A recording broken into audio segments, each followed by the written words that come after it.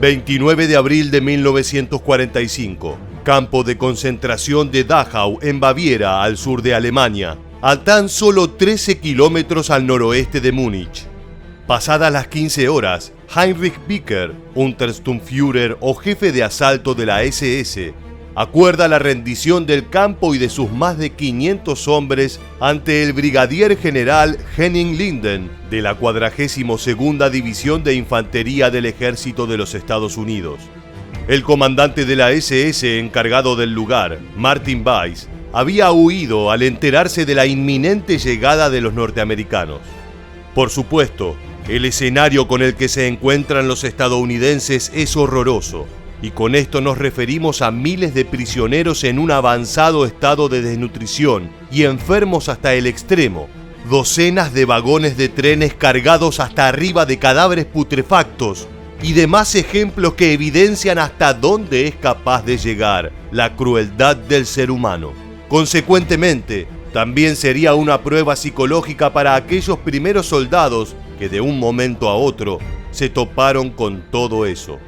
Seguramente esta historia ya la habrás escuchado cientos de veces, pero hay un aspecto relacionado a la liberación del campo de concentración de Dachau que no es tan conocido por el público común y que fue ocultado en un principio por las Fuerzas Armadas estadounidenses. Es más, todavía hoy, a más de 70 años de finalizada la Segunda Guerra Mundial, esta historia se encuentra envuelta en un halo de misterio en el que las versiones se contraponen. Es posible que nunca se sepa el 100% de lo que verdaderamente ocurrió. ¿Quieres saber de qué se trata? ¿Quieres conocer las distintas versiones que año tras año hacen crecer esta polémica?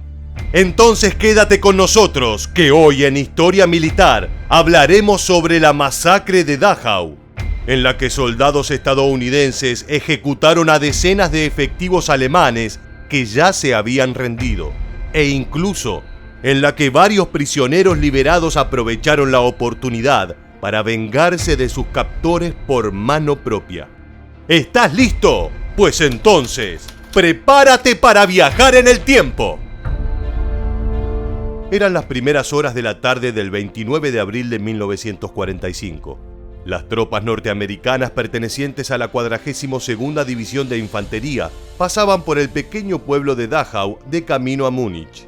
De inmediato se dieron cuenta de que algo no andaba bien, sobre todo por el olor que era nauseabundo. Algunos soldados pensaron que estaban cerca de una fábrica de productos químicos, otros que se estaba quemando basura o animales, hasta que se encontraron con un vagón abandonado sobre las vías del ferrocarril.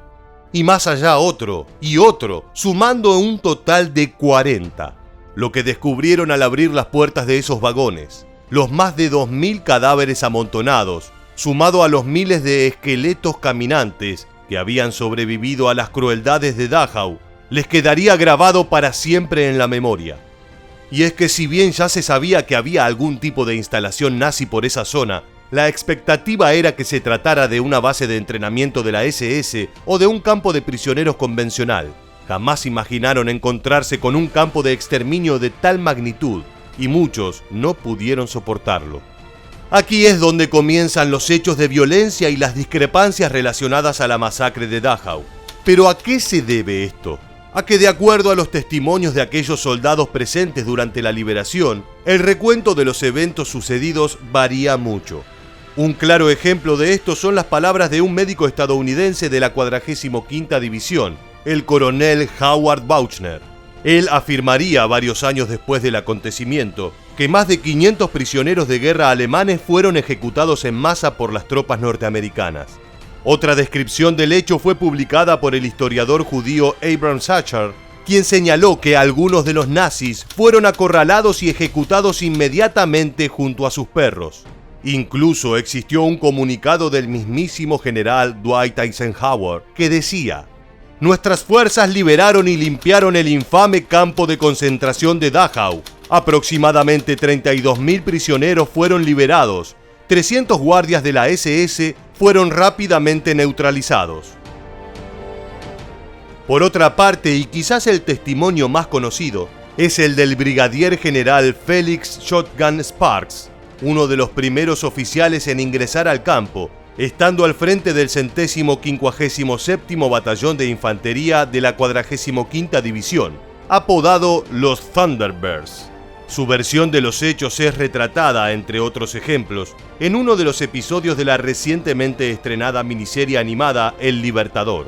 Según sus palabras, el brigadier dio órdenes de confinar a 50 soldados alemanes en un área parcialmente cerrada, habitualmente utilizada para guardar carbón. Al poco tiempo de marcharse para ir a enfrentar a un grupo de guardias de la SS que todavía no se había rendido, escuchó gritos y disparos de ametralladora. De inmediato regresó al lugar e impidió que se continuara con la matanza. Los soldados responsables aseveraron que los prisioneros estaban tratando de escapar, pero Sparks no les creyó, principalmente porque los cadáveres estaban todos alineados junto a un muro. Sobre el hecho escribiría años después: ese incidente fue el que dio vida a varios rumores de que gran parte de los alemanes capturados en Dachau fueron ejecutados. Nada puede estar más alejado de la verdad. El total de guardias asesinados ese día en Dachau no superó los 50, siendo 30 probablemente la cifra más acertada. Lo cierto es que meses después, luego de que varios testigos se animaran a denunciar la situación, el ejército estadounidense inició una investigación confidencial hecha pública recién en 1991. Dicho proceso estuvo a punto de llevar a corte marcial a todos los involucrados, Felix Sparks y Howard Bauchner entre ellos. Sin embargo, todos los cargos fueron finalmente desestimados por el reconocido general George Patton y la investigación quedó en la nada. El magistrado a cargo del proceso, el coronel Charles Decker, concluyó a finales de 1945 que si bien era probable que hayan acontecido violaciones de las leyes internacionales, en vista de las condiciones con las que se encontraron las primeras tropas, no se cree que la justicia o la equidad exijan que se emprenda ahora la difícil y quizás imposible tarea de fijar la responsabilidad individual. Por último, hay que decir también que las víctimas de la masacre de Dachau no fueron solo ejecutadas a manos de los soldados norteamericanos. Existen numerosos testimonios que aseguran que los prisioneros aprovecharon la oportunidad y el desconcierto de los alemanes para vengarse de los guardias, priorizando a los más sádicos. Estas ejecuciones, a diferencia de las perpetradas por los estadounidenses, fueron a golpes de puño o mediante diversos elementos que estuviesen al alcance como palas o palos. Valenti Lenarczyk, prisionero número 39.272 de Dachau, diría a propósito de la situación y de los alemanes asesinados a modo de venganza: todos estos años no fuimos más que animales para ellos hasta que volvimos a nacer. Himmler había ordenado a los SS que mataran a todos los prisioneros antes de la llegada de los norteamericanos, y por eso, cuando ellos llegaron tan rápido, fue realmente como nuestro segundo nacimiento. Después de 6 años, los prisioneros liberados dejaban de ser números y volvían a ser llamados por sus nombres. Llegando al final de este video, es ahora momento de que asumas el protagonismo y nos respondas la siguiente pregunta.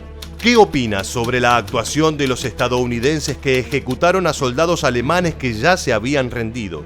¿Estás de acuerdo con el resultado de la investigación? Déjanos tu comentario en la bandeja aquí debajo y no olvides suscribirte y activar las notificaciones para conocer muchos más sucesos militares que dejaron su huella en la historia.